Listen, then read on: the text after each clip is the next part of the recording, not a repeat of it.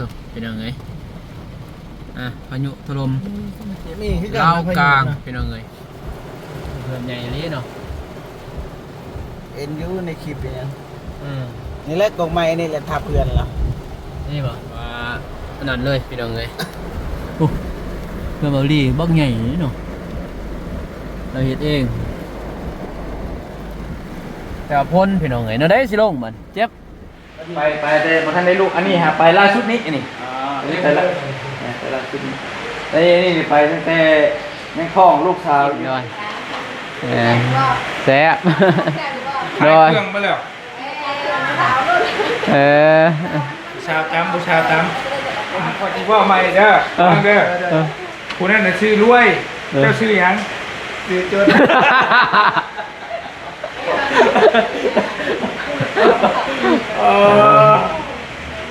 จนจนเจ็บวะ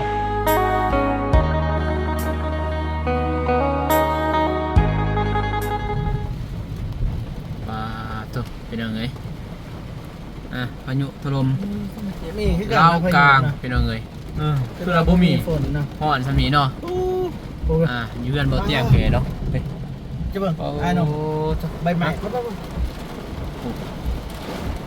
ท่วมแห้งพี่น้องโอ้พายุถล่มก่อนสิไปเฮือนเบารีบาดโอ้อ้าวเรื่องถล่มทลายกราบทักทายสบายดีสวัสดีเด้อพ่อแม่พี่น้องมัดสุขสุขคนไปเนาะ สบายดีเด้อ ไปเจ้าฮะ ทำบนเตียง แล้ว แต่ว่าดีแล้วพอเป็นหยังเขาอยู่มีรถนี่แหละข้อดีเขามีรถใหญ่ โอ้เจ็บปุ๊บ อ๋อโอ้เป็นตุ๊กตักเลยอัน ฮะ ตุ๊กตัก ถูกต้องปุ๊บ โมเห็นและโมมีตารถเขาอ๋อคันรถจักรนี่ยังไงปวดโคยเลย โหดิเราเจ็บมากเลยเนี่ย แมนแบบเป็นอ้าวในกล่องคือบ่มีอย่าง ฮะ จะเห็นเบิ้งคูณซองผ่านสายตา ต้องคุณซ้อมเหรอเด็กสั้นดิเราเจ็บเนาะ บ่เห็นอย่างคือเก่าอันนั้นในกล่องโอ้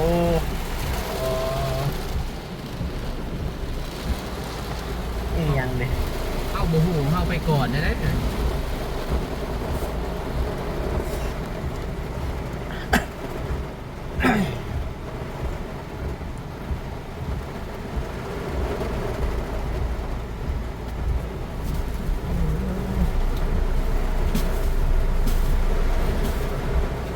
โอ้ขันทองเสียเลย โอ้ เสียเลย ฮะ ปวดท้องแต่ว่าเอาหนัก เป็นยัง ปวดท้อง ดูแลเอาองค์น้ำเพื่อนบรีนั่นแหละเพื่อนบรีทั้งนี้แหละ ข้างนี้วะใกล้ปะ เบาบ่ เอ้ยเอ้ยโอ้โอ้โอ้เสียวแท้เอาแต่แซ่ปิดเครื่องบินได้เหรอเลย ปิดตัวบ่ บินมาเด้อเอาไว้เนาะโอ้ นี่แต่ว่ามันกันแต่ว่ารถนี่กันผ่านะ นี่กันดูไปมันใจเนาะกันเอามันใจรถล่างทางลาย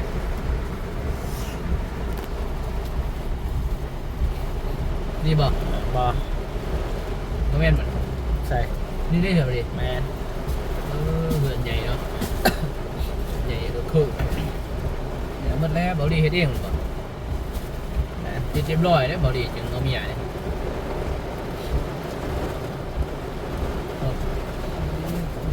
เพื่อนแบบเดียวเลยกับเพื่อนเรา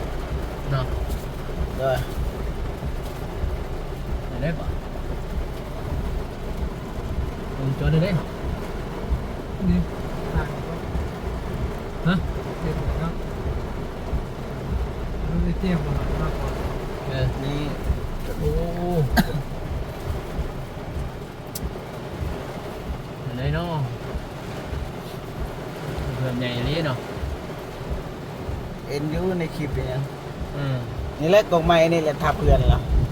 นี่บ่ กงไม้แค่นี้แหละทับเพื่อนแล้วนี่แล้วเราเรียนไอ้นม ไม่ดีนะไม่ได้ อยากลงเตะรถเลยได้นี่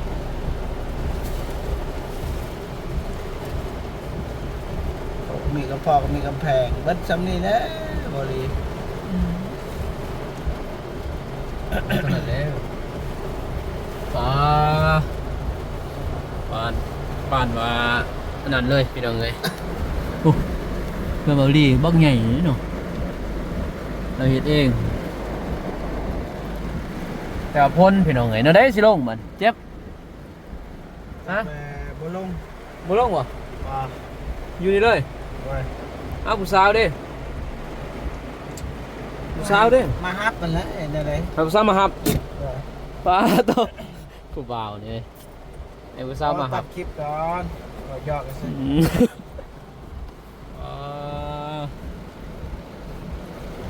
ฝนตกเลยพุ่นหนามอะไรอยู่เลย มันเสียจึงได้บาทเนี่ย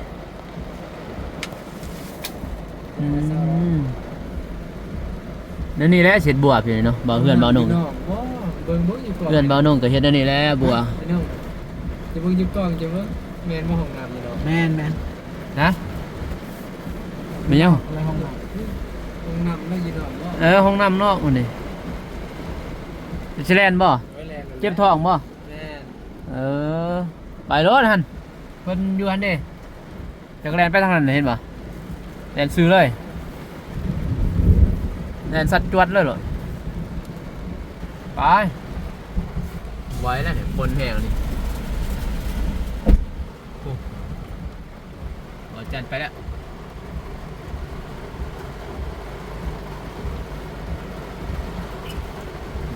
อย่าได้บาทคนน้องบ่เป็นแล้วบาทพี่น้องเอ้ยอยู่นี่แล้วฮะน่าเจ็บเนาะ เด้อก ดเสือตัวเดียวดิบ้านน้องเลยเสือเด้เสือตัวเดียวเสือก็มืดไปไหนเนาะเงินก็มืดแต่โดนแล้วเงินแต่มาเบิ่งก็ว่าดีแต่ทีมงานเพิ่นตอนรับ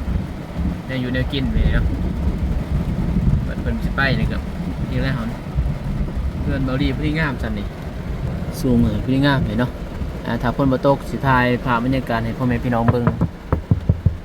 ให้ดีพี่น้อยเนาะไปโอ้ย พี่น้องเอ้ยเอาเรื่องบ่ ตายแล้ว เร็วโตเพื่อนเบาดีไปหน่อย เจ็บ สไลเดอร์ ใช่ดี ใหญ่เลยเนาะ แค่ป่ะ อืม โอ้ยมีคนอยู่แล้ว ดีเลย ถักรู้เห็นป่ะไอ้หนุ่มกับแบบนี้นะ บ่คือกันบ่คือเด้ อย่าให้ผมมน มุงม่นเลยมุงม่นเลยเนาะ มันถึกคนเนาะ เนาะกันศาสตร์เนาะใส่เนาะ ต้องเพิ่มการสาดอีกแล้วบอดี้เด้อมันลุกได้ใช้การสาดอีกหรือ คักเนาะเทเบิด เจ็บไป กงตะนันบ่ลมใส่บ่แม่นบ่ ฮะ ปีกาย ใช่ครับ โตทับอะไรอะไรแล้วตัวนั้นบ่ ตอนนี้ ครับ คักเว้ย หักไปเลยแล้วน่ะ จับได้น้อง ฮะเว้าไปเจ้าสิซื้อก็สิฮักเนาะฮะบ่ เลย มาเด้อ สวัสดีดี นี่แหละเรือนชานก็ได้นี่ป่ะ ใหญ่เลย อันนี้ก็เรือนมีอารักขาเพราะ อืม มาเพื่อนบอกมาบ่เชียง มากพี่ป่ะ มาเผาพี่เลย เอาใกล้กันป่ะ เกลือเข่ามันเนี่ยเกลือบ่เชียงอยู่ปุ๊บลุมปุ๊บเจ้าคอยอยู่เลยเจ้าคอยอยู่มันเกลือเข่าพี่เลย เลยเออ มานั่งก่อน เลย แล้วผมลูกหลานจะไปฟุตบอลข้าไป เลย ไปฟุตบอลเนาะ เลย แล้วนี่ก็ห้องนอน น้องเดียวบ่ นี่ห้องเดียว ไปเราไต่ก็ ก็ไปรอบก้อนอันนี้นะไปแต่พอท่านได้ลูกอันนี้ฮะไปล่าสุดนี้อันนี้อันนี้ไปล่าสุดนี้แล้วนี่ไปตั้งแต่แม่ท้องลูกสาวอยู่ไปพร้อมกับบ่อเตียงนี่แหละก็บ่าวบุญนี่เลยนี่งานไปเหมือนกันไปวัดปูเด้นี่ไปครบทีมมาเลยเด้ตอนนั้นเด้ครบไปเลยบ่าวเสียงบ่าวจันทร์บ่าวบุญ โอ้ไอเตียง เห็นว่าบ่าวบุญในหัวหล่อนกอกอยู่เห็นบ่ บ่าวบุญก็ไอเตียง นำเลยเนาะ นี่แหละอยู่ หล่อนกอก เหมือนกัน เออ ตอนนั้นบ่าวบุญกับบ่ท่านได้ลูกเด้ แต่ปี2023เหมือนเนาะ แม่นบ่แม่นเด้ 24 25 26 3ปีแต่แหละ จะไปหน้าห้อนเนาะไปตอนนั้น เด้อ แต่ล่าสุดไป เออ ไปย่างฝนอันนี้ใบย่องย่อใบย่องย่อเพิ่นเฮ็ดให้เจ้าเมืองเพิ่นเฮ็ดให้ อุบลพร เฮ็ดทางนี่แหละผมบ่อยากชื่อปานนั้น โอ้ทาง สมทบเฮ็ดทาง เด้อ เดินทางให้ โดยไปตัดชมเข้าสมทบทุนน่ะนะอย่าได้เบิดแล้วทีมงานไปซอย เด้อ เยอะนี่ก็ สาธุน ผมเจอรถเจอล่างอย่างนี้ว่าสิเราพาลงเบิ่งกับผู้ใดฝนตก ำฝนตกพี่น้องเอ้ย นี่แหละ ฝากแล้วนี่เดินเท่าไหร่อันกว้าง เดินนี่บ่ เดินบ่ บ่อยากชื่อมันนะพอซื้อไว้ให้ตะกี้บ่ได้สร้างสนใจ แต่เพื่อนจักแม่น เพื่อนนี่ก็บริหาเงินตั้งแต่ยังเป็นวัยรุ่นเก็บเล็กเก็บหน่อยแล้วก็มาให้พอให้หลายปีแล้ว10ปีแล้วเดือนนี้ก็ได้แต่กี้ค่าเครื่องไม่ได้แพงได้เปล่านุ่ง แม่นเลย ก็ถือนึงได้ เดี๋ยวนี้ นี่โอ้เป็นล้าน2 ล้านก็จะเห็น เมื่อ300เด้ยังไม่แต่ขอภาษีเลยสิ อันไทยดานี่ก็เบาเตียงพันซอยมันเฮ็ดให้ช่วงตอนนี้จะทุ่มใหม่ตรงนี้ เออสะอาดสะอาดเลยเนาะ อีแล้วชานก็ได้ โดยโอ้เห็นแต่ในคลิป อยู่ดิเดินกับห้องนี่แหละตามกำแพงนี่แหละตอนนี้แหละ ต้นไม้อะไรต้นผักต้นไม้ลมเพื่อน กกไม่ล่มหับบ่แม่นอันกกตะกบคักแล้วไปตัดถิ่นแล้วที่หน้าบ้าน อืม เอาไปเราใต้กัน โดยนั่นแหละ นี่คือเพื่อนพี่น้อง บ่แม่นเพื่อนชาวบ้านมันอยู่ใกล้กันแต่ก่อนเป็นหน้าได้ให้หน้าได้แถวนี้น่ะ แต่ทมบ่นี่ นี่เพิ่นก็ทมแล้วกันเริ่มมีคนใหญ่เข้ามาฝนลิ้นพี่น้องอยู่ไปออกไปเบิ่งก็บ่ได้ กำลังเคยเห็นคนดินบ่น ฝนลิ้นอยู่พี่ เออ อยู่เพิ่น โอ้ฉันบอกก็นั่งอยู่นี่แล้ว แล้วตะกี้ก็ว่าสิให้นางอยู่นี่แล้วมันฮ้อนมันจะมาฮ้อนนะ เด้อ อันนี้แหละก็ฝนก็ตกนี่แล้ว นี่คือครัว เรือนครัวก็สิประมาณนี้แหละ สบายเด้อ เออ จักอยู่ที่เนาะบ่หาบอกที่เนาะ โดยโอ้โย บ่เห็นกันอยู่ดิ เออกับเมียบ่เสียงเพิ่น บ่แม่นพี่มีบ่เชียงอยู่พี่ ขอโทษ เมียลุงเพิ่ม ก็น่าคือกันเด้ ไผงามเจ้าเอาตามจากใจเจ้าเลยบ่ต้องย่านให้ไผงาม3คนไปเอา3คน อย่า เมียคอยโอ้เมียก่อนโอ้ย เอออืม นี่แหละเด็กกับป้าน้องสาวเพิ่นมานางลิ้นน้ำ โดยผมขอบใจหลายเฮ็ดอยู่เฮ็ดกินโดยแซ่บ ขาย โดย เครื่องไปแล้ว เออ ผู้ชาวตำผู้ชาวต นี่อันนี้ผู้บ่าวผู้บ่าว ำนักร้องดังเลย เออ ถ่ายคลิปหนึง ฮะ ถ่ายคลิปหนึง จะได้ถ่ายบ่ สิห้องเพลงให้ฟัง โอเค อ๋อเห็ดแล้วอื่นมีแนวลิ้น โอเครู้เรื่องอยู่พี่บ่รู้สิเมื่อ อยู่นี่ก็ได้ ใจร้อน มี เลย สองสาวได้อยู่นี่มีสองสาวสองสาว เออ เกินแพทย์ยังไงเคยเห็นเบิดเลยนะ จักไปเลยเหรอว่าจะจักไปเลยเหรอว่า โดย จักอยู่เนาะ ย่างไปเสื้อดำ ถามเล่าเลยอยากจักกัน เพราะหูจักเบิดแต่ว่าเราก็เคยเห็น อืม วันนั้นน้องรวยถึงรวย จน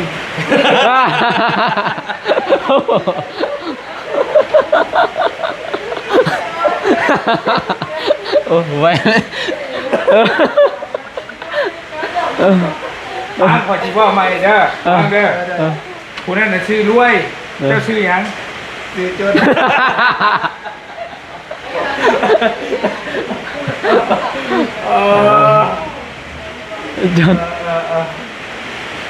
จนเจ็บเหรอ ทั้งจนทั้งเจ็บ เอ้ยคนนี้แต่งเพลงไม่ได้กลุ่มสาวด้วยนะ แต่งเพลงเลยเหรอ มาพ่อสาวรวยจี ได้ ครั้ง ม นี้ อดมอดต้องมือนะแทนเลย ไปสิห้อง เอาบอกขับเพลงดนตรีครับมีเพลงแต่งเพลงแต่งแบบ เจ้าของบ่ ถึงงานห้องเด็กสองคน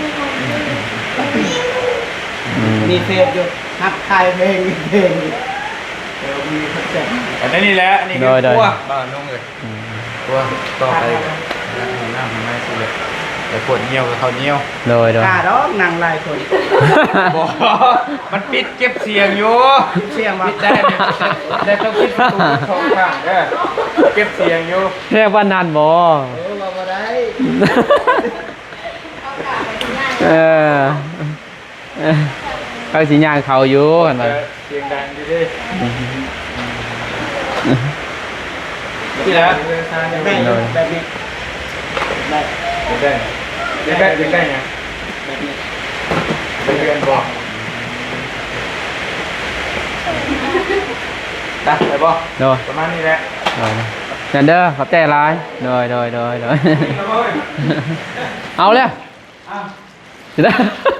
เอารถพักผ่อนตามสบายนอนรถ ตื่นนะ เอากินอิ่มแล้วเจ็บบ่ เลย โอเค เจ็บ นอนขานี่ไง อิ่มแห้งเนาะ เจ็บว่าเดี๋ยวลุกมาหายคิดอีกนะเ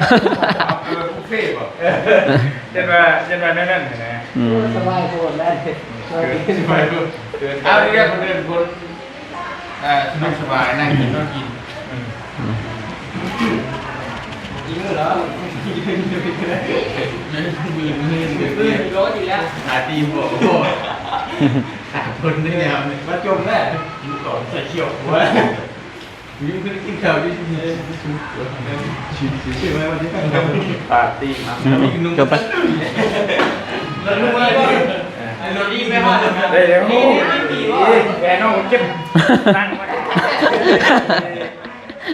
พวกแกน้องเราเก็บตัวได้เดี๋ยวมันเก็บชายทุนมันเด็กเป็นชายทุนมัน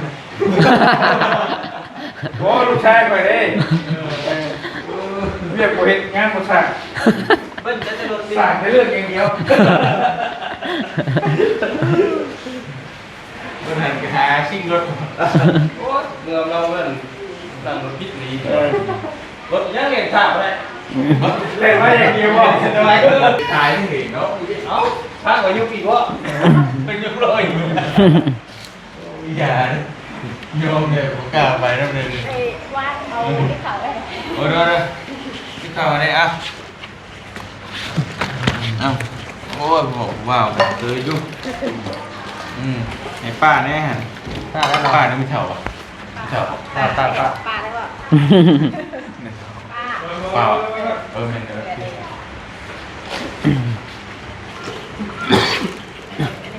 เอาไว้มาเย้ผมแม่นเบิดผมนอนด้วยเรียกผมแม่นเดี๋ยวเราแม่นมี5 คนนี่แม่นถูกบ่นอนเลยเดี๋ยวเอานี่ก็เจ้าของสวนกาแฟนี่ก็เจ้าของสวนกาแฟนี่ก็เจ้าของห้างปรับยนต์บ่ดื้อเนาะเต็งเครื่องเสียง แต่งเครื่องเคียง ต้นสายตาให้แบบนะผมมีแบบนี้ต้องพิเศษกันเลยคุณก็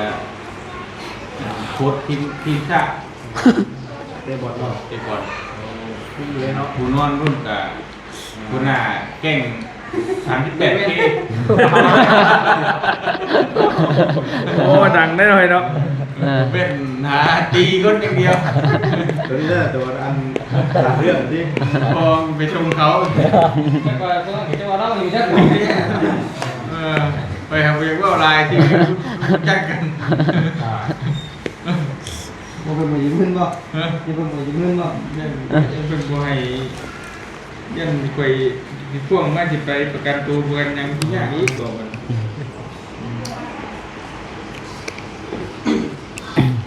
ไม่ได้ผักแล้ว ทำข้าวกันได้เลย มันมดข้าวสีเบาไว้เนาะลาย ที่เฮ้ย เขาหูกันเลยดิอายุเรา พอหูแล้วมดอะไร หนึ่งเดือนเก้าที่เดือนไปในครั้งแรกได้ไหมครับครั้งแรกกันอันนี้กันเนาะมาหูอีกแต่ว่ามันไม่เห็นเพื่อนเลย แต่เห็นในคลิปซื่อแต่บริเห็น ข้าวซองมากินข้าวท่านบ่เลย เดี๋ยวไปเพื่อนคนจิตตังนั่นเนี่ยไม่ใช่คือบุเป็นตะยูมันหก พบโมหกกับโมเป็นยุแก่ประชาที่บอก นก ลูกแก่เรือนกัน ใครพี่ปอย ลูกแก่บอกนกเฮ้ยอยู่กันได้คนกันนี่งามอะไรกันคุยอยู่นะ ย่อก็ออกบ่ได้อีกเนาะ นะ สิย่อออกก็บ่ได้เลย คนไหน ไก่กับหน้าไก่กับหน้า ตรงนะ เกินไก่ของที่เลย ยังบ่ได้พี่น้องเอ้ย เงียบเห็นพวกบ้านยุบเงียบเงียบ สบายกับเด็กนี่มึงเด็กเบิ่งนี่เลยเนาะ บ่อันว่าน้องสาวว่าเห็นเรื่อยมาช่วงนึงคนมันแบบบ่เห็นเชื่อ ช่วงสมัยเคยเป็นวัยรุ่นแต่นั่นเลยรู้การกบเลย อืม ไก่ทงหน้าเพื่อนนั่นที่ออกไปมันกับทงหน้าเป็นหน้าไปต่อกันกับนี่แหละนะนี่เป็นรุ่นสมัยที่กับมีข่อยแน่ลากบเถอะ เนาะ บ่เห็นเขาคนบ่เคยเห็นเลยคนเคยเห็นนี่เห็นเรื่อยนะ เบิ่งคนนั่นแหละเนาะ คนนั้นบ่เคยเห็น เหมือนมันเป็นอย่างเครียดไปจักเงียบๆเนี่ย แต่ตัวนอนเมื่อหอดกับนอนในเพื่อนผมเนาะ เอาออกมาตอนเลิกตัวอย่างนี้เนาะ ยังไม่ถึงจังหวะนะ ถือว่า เออ หากินคนเรา เปิดประตูของคุณ แต่บ่เห็นบ่บ่เห็นบ่จ้ะ บ่เห็น บ่เห็นจักเทื่อ ตั้งหาเยื่อไฟ เออ เขาบ่เห็นแน่ เบาๆนะเนาะ นี่